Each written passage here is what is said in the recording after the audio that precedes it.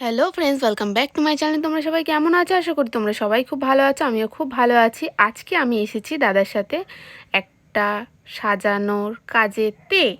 তো আমি সাজাবো না, সাজাবে আমার দাদা। আমার দাদা হচ্ছে প্রফেশনাল মেকআপ আর্টিস্ট, আমি নই। তো আমার দাদাই সাজাবে। আজকে নন বেঙ্গলি একটা ব্রাইড হবে। তো ব্রাইডটা করতে আসার সময় রাস্তায় একটা ভয়ঙ্কর অভিজ্ঞতা হয়েছে আমাদের সাথে।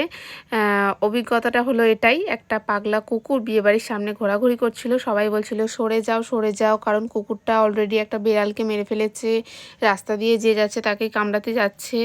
আমি পরে দেখলাম ভালোভাবে যে কুকুরটার কানের পাশেতে একটু ঘা হয়েছে, হয়তো সেই কারণেই ওর অস্বস্তিতেও হয়তো সবাইকে এরকম করছে, এছাড়া কিছুই না।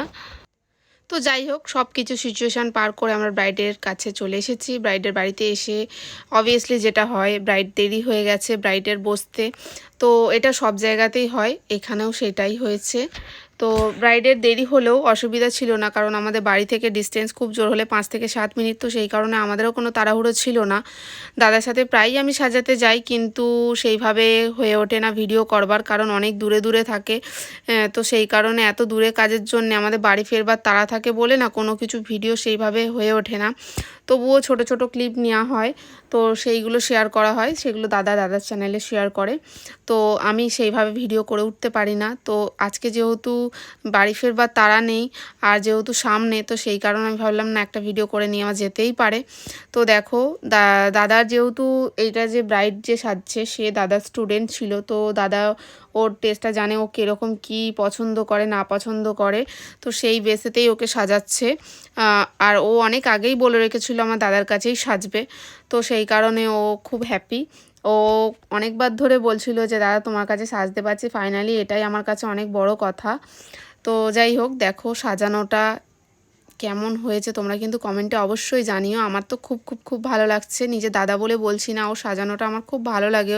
ও খুব সিম্পল এবং সোবার সাজায়, আর সাজানোটাও খুব সুন্দর হয়, মানে হেভি মেকআপ করে না ও। তো যাই হোক, আমাদের সাজানো হয়ে গেছে। সাজানোর পরে এবার বাড়ি ফিরছি আমরা।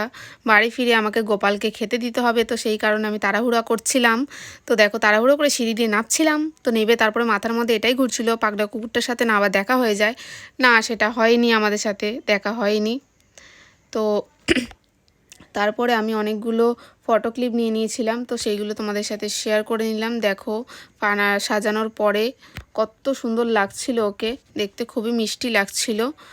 আর তোমরা কিন্তু কমেন্টে অবশ্যই জানিও তোমাদের কেমন লাগলো। আর তোমরা যদি আমার দাদার কাছে সাজতে চাও, তো ডেসক্রিপশান বক্সে ওর নাম্বার দিয়ে দেবো, তোমরা যোগাযোগ করে নিও। আর তোমরা কিন্তু কমেন্টে অবশ্যই জানিও কেমন লাগছে। হ্যাঁ, দেখা হচ্ছে পরের কোনো ব্লগে। টাটা।